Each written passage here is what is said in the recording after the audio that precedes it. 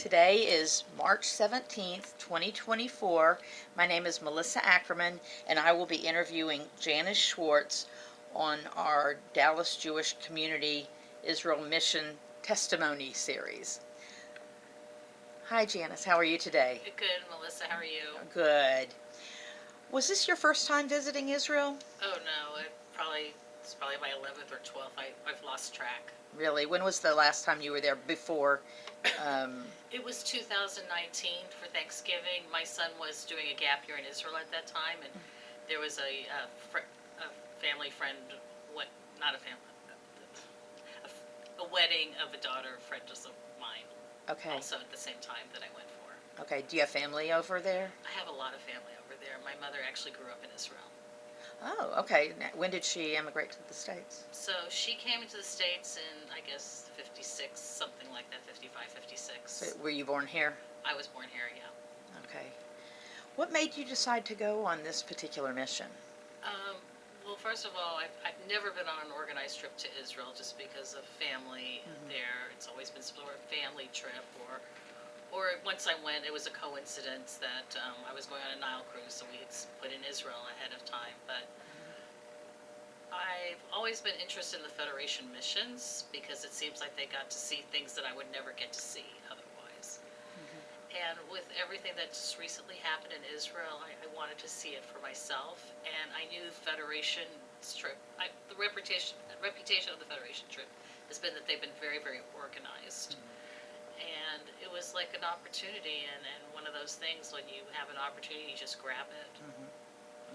I signed up actually not knowing who was going to be on the trip or if I would know anyone on the trip. So I did reach out to a friend, and she signed up at the end, and we wound up being roommates. Asked her to be my roommate, but yeah, I was like, what do I have to lose, right? Okay. Well, what were the most meaningful things you experienced on this particular trip? Well, there were a lot of very meaningful things. The first full day when we went down south was very, very emotional. And I'm trying to talk without crying. It's okay. It's very, very hard to talk about. But we went to first we started a kibbutz that basically fought off the terrorists, which was an amazing story. And then we went to a kibbutz where they weren't so fortunate. And it was basically boiled down to the fact that they had locked up their guns in an armory. I guess that's what you would call it, the lock and key, because there were some issues that terrorists were coming over the border and stealing guns. And so the first one, the person in charge of security, he was like kind of a rogue type of guy, a funny older gentleman, probably my age, but he kind of reminded me of the guy, the dad in the movie Coda, that kind of character. He was insisted that people have their guns with them at all times. But the kibbutzim were told to lock them up because what was happening, the terrorists were coming over the border and stealing them. So the second kibbutz, we went to Kfar Aza, they had it locked in an armory, and then when they tried to get the guns, the terrorists were waiting for them and basically killed the security people in front of the armory. And nobody had their guns, so they couldn't fight back. back. Guns, so they were all targets. And then going through Kfar Aza, it was set up in such a way. There was a woman who was from there and telling the stories about it. She was actually not in the country at the time. She was on WhatsApp groups hearing what was going on. Their family and their people were hiding and locked in their bunkers, yes. Their safe rooms. But then going out to the young people, where the young people live. So the kibbutz was set up that young people had their own little houses closer to the water. And that's probably where a lot of the massacre took place. I shouldn't say most, because I think there were maybe seven people that were killed by the armory. And then somebody explained, when you go to the houses, if you see a circle with a dot in the middle, red circle with a dot, that means they found a body in there. And there were signs in front of the houses, like somebody was murdered here, somebody was taken captive. Who put those signs up? I don't know. Just it was the Army or government, the government? but it's set up. It was set up for us to come in and see that. Now there was a person on our trip, and hopefully you'll get to interview him also, who works with Biblical Art Center, and he was telling me how this was set up like a presentation, how we were drawn into it, and then the art, until the end, which was like the finale, where these houses one after the other with these signs. And either the sign was somebody was so-and-so was murdered there, and it was left as if he was still running away. There were shoes still in front, and things were strewn about. There was, but some of the signs were in Hebrew, and our tour, the lady from the kibbutz who was talking to us was saying, this is so hard to talk about. 2 of the people kidnapped from the kibbutz were about to be saved, and they had stripped from the waist up, and they had their hands up, and they were holding white flags, and an Israeli soldier killed them. Yeah, it's really horrible. I mean, friendly fire is a part of war at all times, but still to see that, that these people were taken out of there, they thought they were being saved, and they were gunned down by one of their own. It's just horrible. Then she showed a sign where one woman who was kidnapped, and it's just a sign of their pictures on it too. And it's like, we need to get her back because today, I believe it was 138, because soon it's going to be too late for an abortion. And you don't think about that, but they think about that. And now, where are we at? 160? 162 or 3. Or something. I should know that. I mean,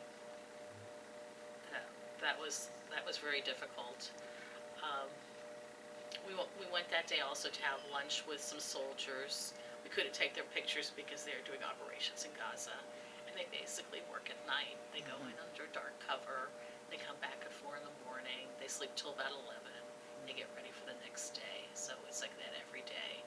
They appreciated us coming out, serving a barbecue. They don't know when they're going home. It's like back and forth, but they're really very, very brave people. And then later that afternoon, we went to the site of the festival. And we heard from Yossi, and I can't remember his last name, but he is with Zaka. He's the head of the southern operation of Zaka, and he told a story, and it was the same story I heard at Shari Tefillah, but this time it felt, because he had been here to the States, this time it felt much closer personal. First of all, I was standing much closer to him. I could hear better, but there was the sign behind him with pictures of the people who had been murdered at the festival, talking about what he did and what he saw on that day. And it was really overwhelming. And then he's like, let's all sing together. And somebody came over with a guitar, and somebody came with a violin, and we were all singing together. And it was like, we're all here together, mourning this great loss, but we are here together. So, should I keep going? Yeah, you go ahead. Okay. So that was overwhelming. That evening we went and had dinner with some displaced families from the first kibbutz we were at. Because basically, even though the kibbutz really had very little casualties, the first kibbutz, that's actually become a sister kibbutz of the Federation. I believe it's Zikim is the name. They had very little casualties. They moved all the families out. They moved everyone out around Gaza. So there's displaced families everywhere in Israel. So we met with this woman and her daughter, and she's divorced with 3 kids, living in a small, I think she was living in a hotel room originally, plus a dog and 3 cats. Oh my, okay. So afterwards I asked the daughter, I said, how's the dog doing? She said, the dog is really stressed. I bet. Having to, be, they were, bunkered down and then, totally displaced, and it's really been a lot for the family. Did you have any special experiences after you left? Did you come back with the mission, or did you stay on a little bit? I came back with the mission, and we left on Thursday, I guess late Thursday night, early Friday morning. My flight was at 3 a.m. Let me turn this off one second. It's at 3 a.m. And I had, I'll mention Rabbi Walk, because Rabbi Walk was one of the people that encouraged me to go when this mission came up.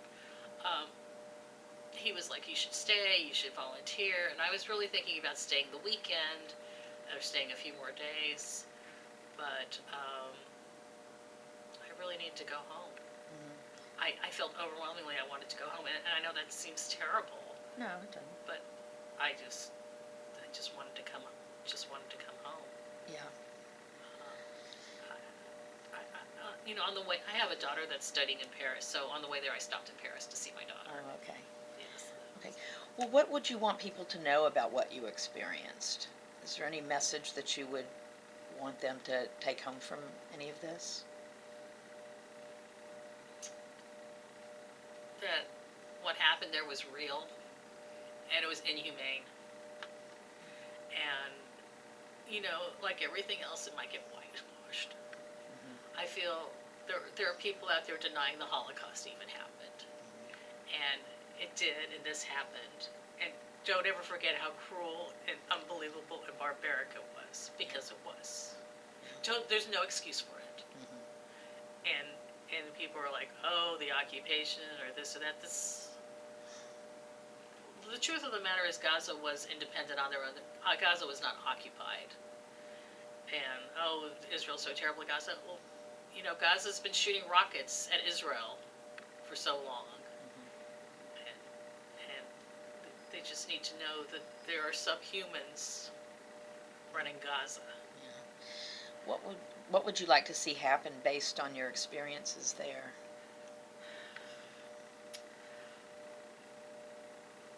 Well, I think this was good for me, bad for me. Before I went, I was I should say I'm still concerned. The casualties in Gaza were really weighing me down. And now, when I came from there, I realized Hamas needs to be eliminated. There's no doubt in my mind. Now, is it going to... I don't know if this is what I'm not going to... I'm not trying not to make this political, but... No. But, there's 1 million Gazians in Rafah right now, and I think they should do whatever they can to protect people who are not Hamas, but it's hard. Yeah. It's really hard. It's there's no easy answer here. And is there going to be a diplomatic solution? Well, we've tried that, and a lot of people are saying, well, we need a ceasefire. Well, there was a ceasefire, and it ended October 7th. So I've become a lot harder. Having seen it with your own eyes? Yes, and I don't know if I should talk about politics in this or not. It's completely up to you. Well, I mean, this is a no fact about people who know me. They know I'm involved with the Democratic Party, and I'm a precinct chair, and I feel like I need to go with this knowledge to stand up for what are going around that are untruths. So I'm grateful for this experience. And I just need to stand up and speak to people about what's really happening there. There are things that are exaggerated on both sides. There are things that are going around, and it's just, people are saying in Israel that have proven not to be true. And I'm sure there's a lot of exaggerations on the Hamas side too, as far as deaths and what's happening. Are you glad you made the decision to go on the trip? Oh, absolutely. Absolutely. It's probably life-changing. I went on the adult March of the Living in 2018. And when I was in Israel, I was like, okay, so March of the Living was profound and life-changing. And it was very personal to me, too, because my parents had been killed. My grandparents had been killed in the Holocaust. And both of my parents escaped. But this was harder. It was a lot harder because it was always going on. March of the Living was never again, and it happened again. And it's going on. And it's going on. And this is true real life. And I'll just share probably want me to finish up, but I'll share this one little story. Please do. Um, so growing up, my mother left Germany in 33. My father left Holland in probably 1940, and he served in the Dutch underground, and he didn't know what happened with his parents, but he was in England during the war and was there for the invasion. My mother was in Israel when Israel became independent. And my mother always said she was so grateful and happy to be in this country, to see her children playing around and happy and without a care in the world, because they grew up and the world was like hell. And she's like, I'm so grateful you live in this country where you don't have to experience what we experienced. And now I have 2 children, one's 20 and 21 and 22. And now they're experiencing things I never had to experience. And that's the most heartbreaking thing for me too. So, my son's in a college campus, and my daughter's living in France, where there's a lot of anti-Semitism. She's basically living in a Muslim neighborhood, so she cannot go out with a Jewish star or anything like that. But I didn't experience that growing up. So they did. Well, thank you for sharing your experiences. It's been really a pleasure to talk to you. It's really been nice talking to you too. Thank you.